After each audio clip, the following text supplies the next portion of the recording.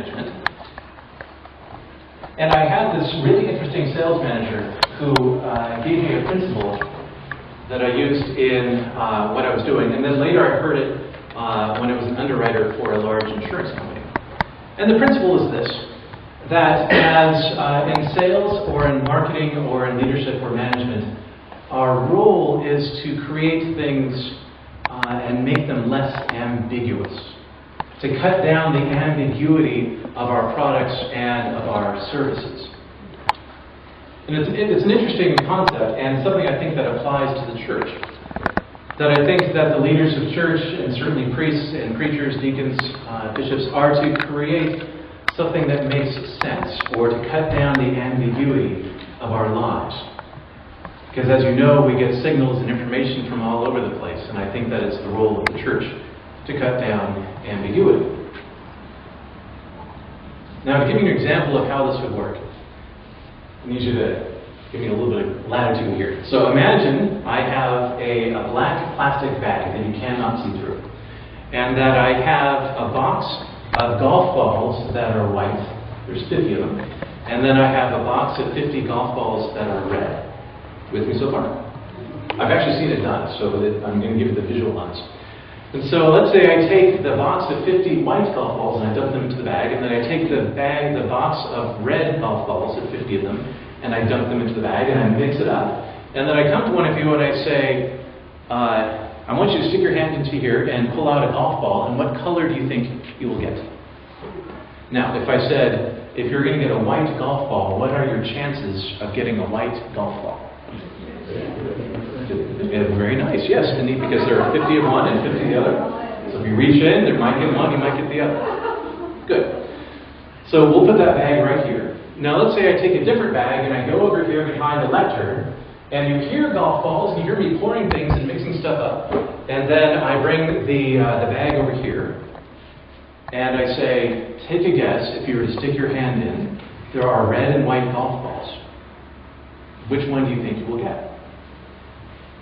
Would that do maybe? Because you don't know if I have 80 white golf balls and 20 red golf balls. I could have 99 red golf balls and one white one. It's strange, right? So if I asked you to predict which golf ball you would get, would you prefer to reach into the bag here, that you know it's 50-50, or would you prefer to reach into this bag? Which one would you prefer to stick your hand into? Right, the one in 50-50. It cuts down the ambiguity. You're still making a choice and a chance, but you would prefer to know what the mixture was before you put your hand inside. And rules for us in church is to cut down that type of ambiguity, to let you know if you're going to make a choice, what the choice is. I think it's easy for the church to do this because Jesus likes to cut through ambiguity. He likes to slice through it and tell you the truth about things, and then to give you a choice. And he certainly did that in today's lesson. So before we get there, I want to paint a little bit of a clearer picture for you. We had a lesson this morning from the prophet Amos. He's from the Old Testament. And it was a rather challenging lesson that he was putting out there. The Old Testament has a theology that the world was created by God, and since God created the world and everything that's in it, it is God's. The hills are His because He made it.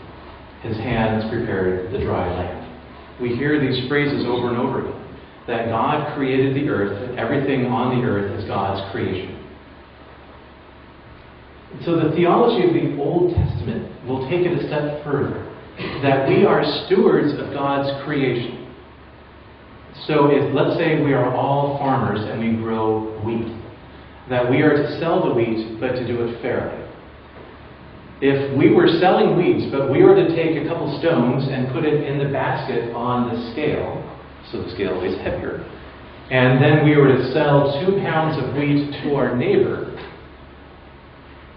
but it's not really 2 pounds of wheat, it's 1.5 pounds, but our neighbor pays for 2 pounds of wheat. The theology of the Old Testament would be that by doing that, you have sinned against God. It is God's wheat. We are the stewards of it. And by ripping off your neighbor, you are sinning against God. Many have talked about this as economic justice and the economic justice of God. That God wants these things to be in place, and it's not. And so here we have from the prophet who is speaking, God is speaking through, says this to Israel, "Listen to this, you who rob the poor and trample down the needy. You can't wait for the Sabbath day to be over so you can get out and cheat the helpless. You measure out grain with dishonest measures and cheat the buyer with dishonest scales. And you mix the grain you sell with chaff swept from the floor. Then you enslave poor people for one piece of silver or a pair of sandals. Now the Lord has sworn this oath by his name, the pride of Israel. I will never forget the wicked things you have done." This is a sin against God. To enslave poor people, to rip them off. It is not only a sin against the neighbor, it is a sin against God. Now that you have that picture in mind, I hope you're saying, our opening prayer said, "Disturb us, Lord," and I'm disturbed because Jesus said to make friends with dishonest people, right? Jesus said to make wealth dishonestly. Okay, let me help with the ambiguity here. Let me straighten this up a little bit for you. Jesus is painting a picture between the children of this generation and the children of the light. The children of this generation are the ones that are out doing these mean, evil things. And the children on the light are the ones who are following Jesus along the way. And he's drawing a parallel between them. And he's giving a choice. You can make wealth dishonestly. And if you make wealth dishonestly, make friends with those for whom you are doing it. Because when that wealth disappears, you're going to need a place to stay.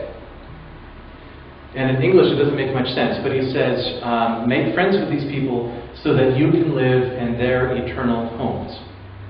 Homes is, I think, incorrectly translated in English.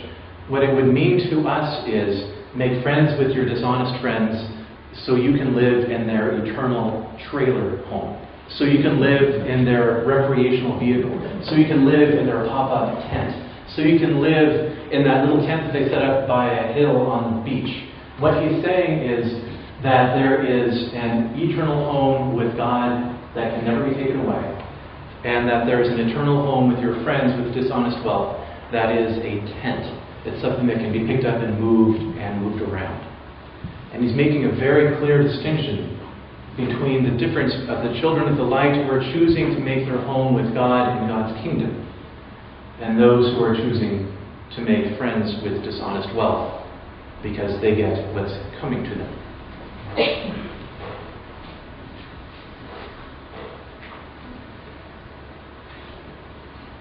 So I mentioned I was